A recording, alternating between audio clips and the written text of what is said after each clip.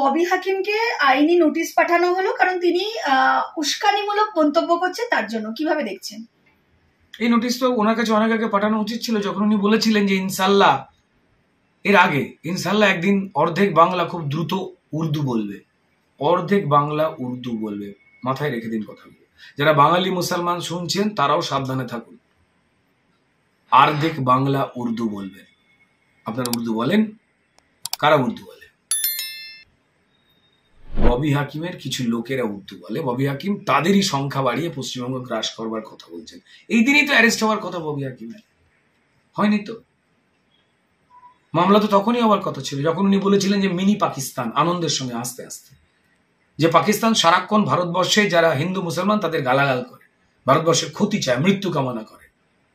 আর ববি হাকিম আঙুল দেখিয়ে বলেছিলেন গার্ডেন রিচ খিদিরপুরের অঞ্চলকে, এই দেখুন মিনি পাকিস্তান, সাংবাদিককে বলেছিলেন 2016 সালে বোধ হয়। এই অনেক আগে থেকে এই সমস্ত উনি করে যাচ্ছে। কিন্তু অর্ধেক উর্দু তো শুরু হয়ে গেছে, যেটা ববি হাকিম বলেছেন, আপনি বলছেন সেই উর্দু শুরু হয়ে গেছে।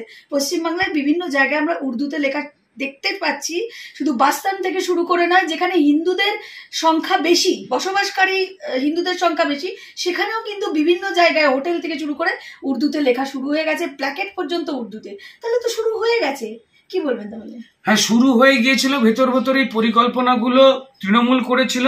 সাধারণ মানুষের ভোট পায় মাত্র 17%, সেখানে সাধারণের ভোট পায় বিজেপি 39%। সেইটার জন্যই তো পরিষ্কার উর্দু দিয়েই তো এইসব করছে। যে কারণে ওরা উগ্রবাদী মন্তব্যে মমতা বন্দ্যোপাধ্যায় চুপ, যে কারণেই পরিষ্কার বাংলাদেশ আর পশ্চিমবঙ্গের সীমান্ত খুলে রেখে দিয়েছে। বারবার ভারত সরকার বলবার পরেও যে বেড়াদিন বেড়াদিন বেড়াদিন জঙ্গি ঢুকে যাচ্ছে, এনআইএ বিভিন্ন জঙ্গিদের ধরছে, বাংলাদেশের লোক, পাকিস্তানের লোক, রোহিঙ্গারা ঢুকে পড়ছে, ভারসাম্য নষ্ট করছে হিন্দু মুসলমানের। কিন্তু মমতা বন্দ্যোপাধ্যায় মুসলমান ভোটে যেতে বলেন তো খুলে রেখে দিয়েছে। এটা পরিকল্পিত চক্রান্ত, এবং সেই ঘটনায় তো ঘটছে। বর্ডার সিকিউরিটি, ডেমোগ্রাফি চেঞ্জ হয়ে যাচ্ছে। দূর পশ্চিমবঙ্গ কথা সারা ভারতবর্ষের হয়ে যাচ্ছে। পশ্চিমবঙ্গকে করিডোর হিসেবে ব্যবহার করে আসাম বলুন, আপনি ঝাড়খণ্ড বলুন, বিহার বলুন, সর্বত্র ছড়িয়ে যাচ্ছে। এরা মুসলমান হয়ে ঢুকছে, হিন্দু নাম নিয়ে চলে আসছে। কি করে হচ্ছে? আপনি বলবেন নিশ্চয়ই ভোটার কার্ড পরিষ্কার দেয় হচ্ছে, তো পরিচয়পত্র দেয় তো ভারত সরকার, কারেক্ট, ঠিক কথা, যা বিজেপির। কিন্তু অঙ্কটা হচ্ছে যে এই কার্ডটা পেতে গেলে যেটা আপনাকে সবার আগে লাগবে, আপনার এলাকার যিনি জনপ্রতিনিধি ওই বর্ডার লাইনে, সেখানে পঞ্চায়েত প্রধান হোক, এমএলএ হোক, এমপি হোক, তাদের লিখে দেওয়া যে আমি একে চিনি, এ ভারতীয়, একে কার্ড দেওয়া হোক।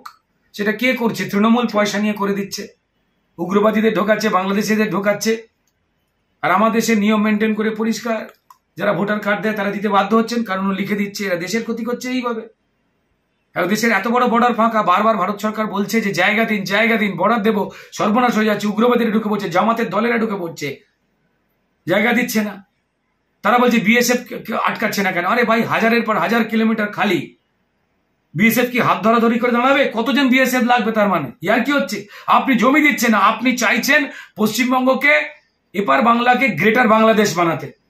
বাংলাদেশের স্লোগান নিয়েছেন, বাংলাদেশের খেলা হবে বলছেন, জয় বাংলা বলছেন, বর্ডার খুলে রেখে দিচ্ছেন, মুসলমান বাড়িয়ে দিচ্ছেন। এ তো পরিষ্কার কথা। আপনাদের ববি হাকিম থেকে শুরু করে বাকি অপদার্থরা চাবুক মারছে সারিয়াত আইনে, এইভাবে বিচার করছে। কিন্তু স্পষ্ট যে এই খেলা ববি হাকিম বলে ফেলেছিল কয়েক মাস আগে, এই খেলাই তো খেলছে তৃণমূল। কিন্তু জেনে রেখে দিন, এই যেটা ঘটাচ্ছে তাতে ববি হাকিমদের লোকজনের হাতেই কিন্তু ধ্বংস হবে মমতা বন্দ্যোপাধ্যায়। কিন্তু হিন্দুদের অস্তিত্ব সংকট বিজেপি থেকে শুরু করে বিশিষ্ট জন বিভিন্ন মহল থেকে বারে বারে বলছে, কি বার্তা দেবেন? হিন্দুদের অস্তিত্ব তো সংকট। আরে শুধু বিজেপির নাকি, যারা তৃণমূলের হিন্দু রয়েছে তাদের অস্তিত্ব সংকটে পড়ে গেছে যবে থেকে ববি হাকিম বলেছে দাওয়াতে ইসলাম দিচ্ছি। মমতা বন্দ্যোপাধ্যায় ওই জন্য বলছে, ববি হাকিম কি বলেছে আমি শুনিনি, কান খারাপ হয়ে গেছে। স্বাস্থ্যসাথী কার্ডে চিকিৎসা করেছিলেন বোধহয় শ্রদ্ধা মুখ্যমন্ত্রী। আমি বলবো যে ভাইপো যেখানে যায়, গরিব তো, আমেরিকার সব থেকে দামি হাসপাতাল যেখানে টাটা বিল্ডার যেতে পারে না, আপনার ভাইপো যেখানে যায় ওইখানে একটুখানি কানটান দেখিয়ে নিন। বয়স হয়েছে, আমাদেরও হয়, আপনারও হতে পারে। সেই জন্য আপনি ববি হাকিমের কথা শুনতে পাচ্ছেন না, শুনতে চাইছে না। দাওয়াত দিয়েছে তো, দাওয়াতে ইসলাম দিয়ে ব্রাহ্মণ মমতা বন্দ্যোপাধ্যায়কে মুসলমান ধর্ম গ্রহণ করবার জন্য, ভয় শুনতে পাচ্ছি না। আর আমি তো শুনলাম যে ববি হাকিম কার্ড পাঠিয়েছে অভিষেক বন্দ্যোপাধ্যায়কে, মোহাম্মদ অভিষেক নতুন নাম, সেই জন্য বেশি দেখতে পাওয়া যাচ্ছে না, পালিয়ে বেড়াচ্ছে। বাকি তৃণমূলের যারা এমপি এমএলএ রয়েছেন, যারা নেতা রয়েছেন, তারাও চাপে রয়েছে, তারাও ভয়তে রয়েছে। বিজেপি তাদের হয়েও কথা বলছে, এই সর্বনাশটা করা হচ্ছে।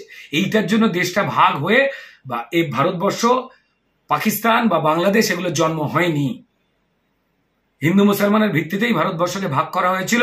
ভারতবর্ষ যখন আমরা ব্রিটিশ তারাই হিন্দু মুসলমান সবাই মিলে, তারপরেই মুসলিম লীগ, মুসলমানেরা বলেছিল আমরা ভারতবর্ষে হিন্দুদের সঙ্গে থাকবো না, আমাদের আলাদা দেশ চাই। কারা এই দেশটাকে নাপাক বলে চলে গিয়েছিল, অপবিত্র বলে, তারাই এখন বেড়া টপকে ঢুকছে। আটকাতে তো হবেই। এই কারণে তো ভারতবর্ষে এতগুলো প্রাণ যায়নি না স্বাধীনতার সময়, আটকাতে হবেই। সারা পৃথিবীতে কোনো মুসলমান দেশ এদের নিচ্ছে না, কেন নিচ্ছে না?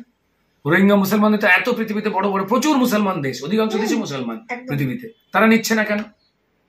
কথা বলুন, উত্তর দিন। কেন তাদের বাংলাদেশ থেকে এখানে চলে আসতে হচ্ছে? যান না তারা, ইরাক যান, ইরান যান, সৌদি আরব যান, যেতে পারছেন না কেন? বেড়াটপকে মমতা বন্দ্যোপাধ্যায়ের আঁচল ধরে এখানে ঢুকে পড়ছে। এই জমিটাকে মমতা বন্দ্যোপাধ্যায়ের পৈতৃক সম্পত্তি, তৃণমূলের পৈতৃক সম্পত্তি।